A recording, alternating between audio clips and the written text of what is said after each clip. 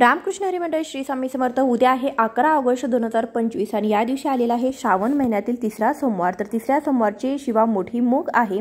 या दिवशी तुम्ही मूग शिवलिंगावरती वाहू शकता। यामुळे भगवान महादेव तुमच्यावरती आशीर्वादाचा वर्षाव करतील। विवाहानंतर पहिली 5 वर्षे श्रावण सोमवारी शिवामुठीचं व्रत केलं जातं। श्रावण मासामध्ये येणाऱ्या 4 सोमवारी 4 प्रकारचे धान्य शिवाला अर्पण केलं जातं। श्रावणातील प्रत्येक सोमवारी एकभुक्त राहून शिवलिंगाची पूजा करावी व क्रमाने तांदूळ, तीळ, मूग, जवस शिवामुठ अर्पण करावी। सोमवारी सकाळी स्नान करून उपवास करून शिवाची पूजा करावी। सकाळच्या शुभ मुहूर्तावरती शिव मंदिरामध्ये जावे किंवा घरातील शिवलिंगाची पूजा करावी।